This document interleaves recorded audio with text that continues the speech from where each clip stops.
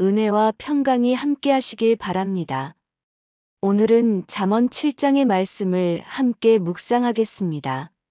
지난 엿새 동안 우리는 지혜의 기초부터 실생활 적용까지 하나님의 지혜를 배워왔습니다.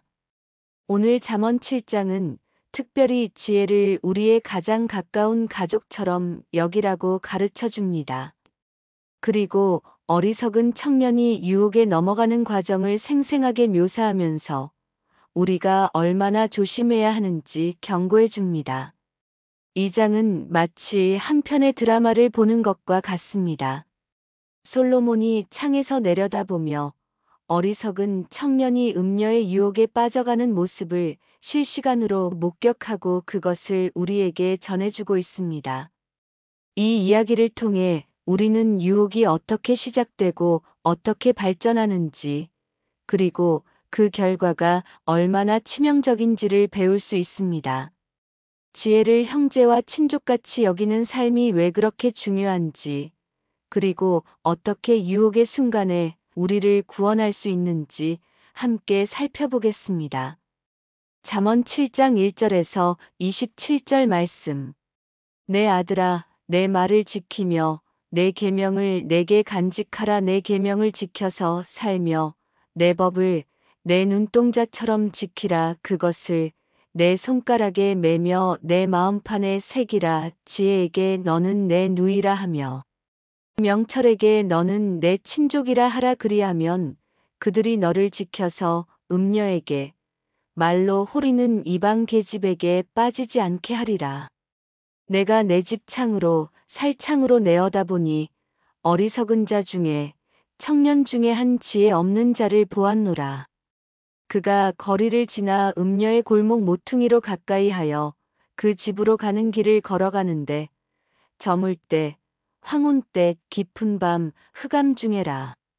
그때에 기생의 옷을 입고 간교한 마음을 품은 한 계집이 그를 맞으며 이 계집은 떠들며 완패하여 그 발이 집에 머물지 아니하여 어떤 때에는 거리 어떤 때에는 광장 모든 모퉁이에 서서 사람을 기다리는 자라. 그 계집이 그를 붙잡고 입맞추며 부끄러움을 모르는 얼굴로 말하되 내가 화목제를 드려서 서원을 갚았으므로 오늘 내가 나와서 너를 맞으려고 내 얼굴을 찾다가 너를 만났도다. 내가 내 침상에 화문요와 애굽의 문채 있는 이불을 폈고 몰약과 침향과 계피를 뿌렸노라. 오라. 우리가 아침까지 흡족하게 서로 사랑하며 사랑함으로 희락하자. 남편은 집에 없고 먼 길을 갔는데 은 주머니를 가지고 갔은즉 보름에나 집에 돌아오리라 하여 여러 가지 고운 말로 혹하게 하며 입술에 호리는 말로 꿰므로 젊은이가 곧 그를 따랐으니 소가 푸주로 가는 것 같고 미련한 자가 벌을 받으려고 쇠사슬에 매이러 가는 것과 같도다. 필경 화살이 그간을 뚫게 될 줄을 알지 못하고 새가 빨리 그물로 날아가되 그것이 자기 생명을 해하는 줄을 알지 못함과 같으니라. 그런즉 아들들아 나에게 들으며 내 입의 말에 주의하라. 내 마음이 음녀의 길로 치우치지 말며 그 길에 미혹되지 말라. 대저 그가 많은 사람을 상하게 하여 엎드러뜨렸나니 그에게 죽임을 당한 자가 허다하니라. 그의 집은 스올의 길이라 사망의 방으로 내려가느니라. 묵상 나눔. 잠언 7장은 지혜와 유혹 사이의 치열한 영적 전쟁을 보여주는 생생한 장입니다. 오늘 우리는 세 가지 핵심 주제를 통해 하나님의 지혜를 깊이 묵상해 보겠습니다. 지혜를 가장 가까운 가족처럼 여기라. 이 장의 시작은 매우 특별한 표현으로 시작됩니다. 4절을 보세요. 지혜에게 너는 내 누이라 하며 명철에게 너는 내 친족이라 하라. 이것은 단순히 지혜를 존중하라는 말이 아닙니다. 지혜를 가장 가까운 가족, 형제와 누이같이 여기라는 것입니다. 가족은 어떤 관계입니까? 가장 가깝고 가장 믿을 만하며 위기의 순간에 달려와 도와주는 관계입니다. 2절에서는 더욱 강력한 표현을 사용합니다. 내 계명을 지켜서 살며 내 법을 내 눈동자처럼 지키라. 눈동자는 우리 몸에서 가장 민감하고 소중한 부분입니다. 조금만 건드려도 즉시 반응하고 본능적으로 보호하려고 합니다. 하나님의 말씀을 눈동자처럼 지킨다는 것은 그만큼 세심하고 조심스럽게 그리고 소중하게 여긴다는 뜻입니다. 어떤 것도 하나님의 말씀을 해치지 못하도록 보호한다는 의미입니다. 3절도 중요합니다. 그것을 내 손가락에 매며 내 마음판에 새기라. 손가락에 맨다는 것은 항상 보이는 곳에 두어 있지 않는다는 뜻이고, 마음판에 새긴다는 것은 깊이 새겨서 지워지지 않게 한다는 뜻입니다. 이렇게 지혜와 친밀한 관계를 맺은 사람은 어떻게 될까요? 5절에서 답을 줍니다. 그리하면 그들이 너를 지켜서 음녀에게, 말로 호리는 이방 계집에게 빠지지 않게 하리라. 지혜가 우리를 보호해 준다는 것입니다. 유혹에 빠지는 과정의 생생한 묘사. 6절부터 23절까지는 마치 다큐멘터리를 보는 것 같습니다. 솔로몬이 창에서 내려다보며 실제로 목격한 사건을 생생하게 전해주고 있습니다. 먼저 희생자가 누구인지 봅시다. 7절에서 어리석은 자 중에, 청년 중에 한 지혜 없는 자라고 했습니다. 이 청년의 문제는 나이가 아니라 지혜가 없다는 것입니다. 그 다음 시간과 장소를 주목해 보세요. 8절과 9절입니다.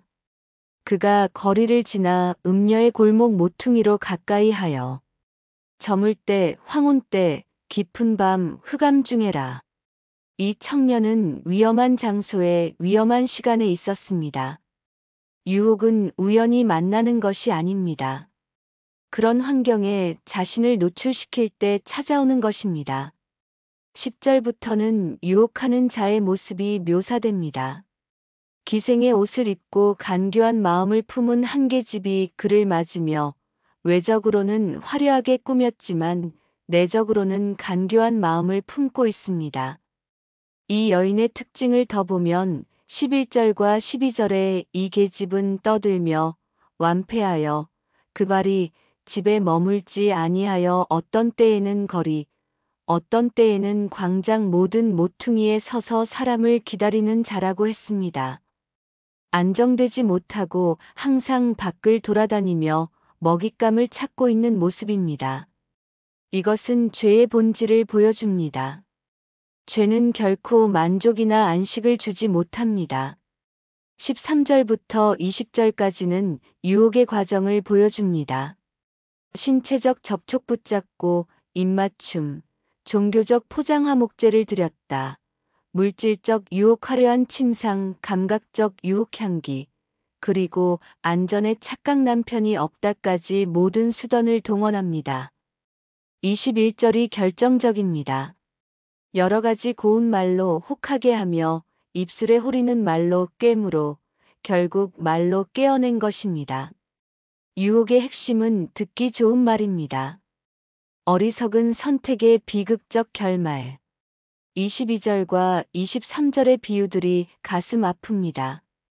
젊은이가 곧 그를 따랐으니 소가 푸주로 가는 것 같고, 미련한 자가 벌을 받으려고 쇠사슬에 매이러 가는 것과 같도다. 필경 화살이 그간을 뚫게 될 줄을 알지 못하고 새가 빨리 그물로 날아가되 그것이 자기 생명을 해하는 줄을 알지 못함과 같으니라. 세 가지 비유 모두 공통점이 있습니다. 희생자가 자신에게 무슨 일이 일어나는지 모른다는 것입니다. 소도 미련한 자도 새도 모두 자신의 운명을 알지 못합니다. 이것이 죄의 가장 무서운 점입니다. 죄는 사람의 판단력을 마비시켜서 자신이 어디로 가고 있는지 모르게 만듭니다. 순간의 쾌락에 눈이 멀어 영원한 결과를 보지 못하게 합니다. 26절과 27절에서 최종 결과를 보여줍니다. 대저 그가 많은 사람을 상하게 하여 엎드러뜨렸나니 그에게 죽임을 당한 자가 허다하니라. 그의 집은 수올의 길이라 사망의 방으로 내려가느니라. 이것은 개인의 문제가 아닙니다. 많은 사람, 허다한 자라고 했습니다. 죄는 전염성이 있고 파괴력이 있습니다. 오늘 우리에게 주는 교훈. 잠언 7장이 우리에게 주는 교훈을 정리하면 첫째, 지혜와 친밀한 관계를 맺어야 합니다. 지혜를 형제와 누이같이 여기고 하나님의 말씀을 눈동자같이 지켜야 합니다. 지혜가 우리의 가장 가까운 동반자가 되어야 합니다. 둘째, 유혹의 환경을 피해야 합니다. 어리석은 청년은 잘못된 시간에 잘못된 장소에 있었습니다. 우리도 유혹의 상황에 스스로를 노출시키지 말아야 합니다. 셋째, 유혹의 과정을 알아야 합니다. 유혹은 단계적으로 진행됩니다. 처음에는 작고 무해해 보이지만 점점 강해집니다. 초기에 단호하게 거절하는 것이 중요합니다. 넷째, 결과를 생각해야 합니다. 순간의 쾌락이 가져오는 영원한 결과를 생각해야 합니다.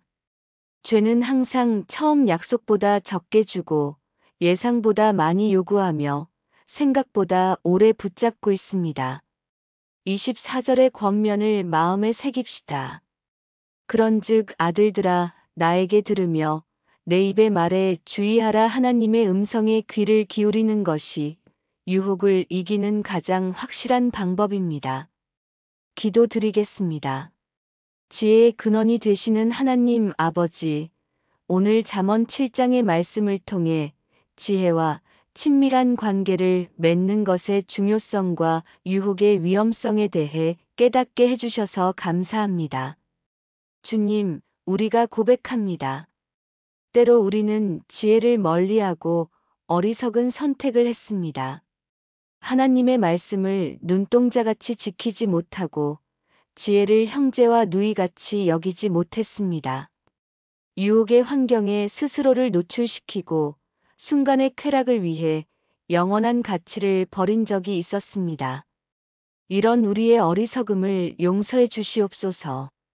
오늘 말씀처럼 지혜를 우리의 가장 가까운 친족같이 여기게 해 주시옵소서. 지혜에게 너는 내 누이라 하며 명철에게 너는 내 친족이라 할 수 있는 친밀한 관계를 허락해 주시옵소서. 하나님의 계명을 우리 손가락에 메고 마음판에 새겨서 어떤 순간에도 잊지 않고 지킬 수 있게 해주시옵소서. 주님, 우리를 유혹의 환경에서 지켜주시옵소서. 어리석은 청년이 잘못된 시간에 잘못된 장소에 있었듯이 우리도 위험한 상황에 스스로를 노출시키지 않는 지혜를 허락해 주시옵소서. 유혹이 다가올 때 즉시 알아차리고 피할 수 있는 영적 분별력을 주시옵소서. 인터넷과 미디어를 통해 들어오는 많은 유혹들로부터 우리를 보호해 주시옵소서. 음란한 것들, 탐욕을 부추기는 것들, 거짓된 가치관을 심어주는 것들로부터 우리의 마음과 눈을 지켜주시옵소서. 특히 우리의 자녀들과 청소년들이 이런 유혹에 넘어가지 않도록 강한 믿음과 분별력을 허락해 주시옵소서. 아버지, 유혹의 과정을 분명히 깨닫게 해주시옵소서. 작고 무해해 보이는 것부터 시작해서 점점 우리를 깊은 죄로 끌고 가는 사탄의 전략을 간파할 수 있게 해주시옵소서. 여러 가지 고운 말과 입술에 호리는 말에 속지 않고 진리의 말씀으로 거짓을 분별할 수 있게 해주시옵소서. 우리의 마음이 음녀의 길로 치우치지 않게 하시고 그 길에 미혹되지 않게 해주시옵소서. 순간의 쾌락이 가져오는 영원한 결과를 생각하며 소가 푸주로 가듯이 새가 그물로 날아가듯이 어리석은 선택을 하지 않게 해주시옵소서.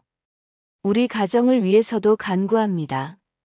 부모는 자녀들에게 지혜의 중요성을 가르치고 유혹을 분별하는 방법을 알려줄 수 있게 해주시옵소서. 자녀들은 부모의 가르침을 귀히 여기고 하나님의 말씀을 평생의 동반자로 삼을 수 있게 해주시옵소서.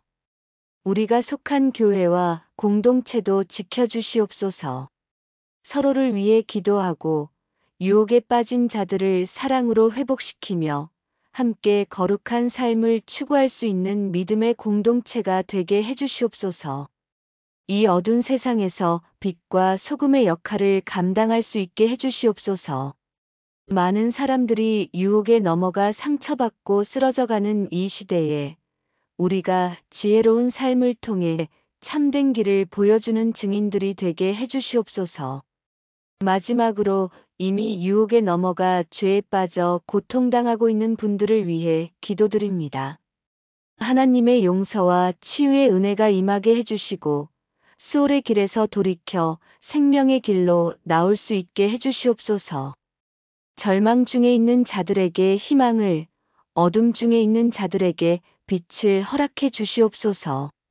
모든 기도와 감사를 우리 주 예수 그리스도의 이름으로 올려드립니다. 아멘.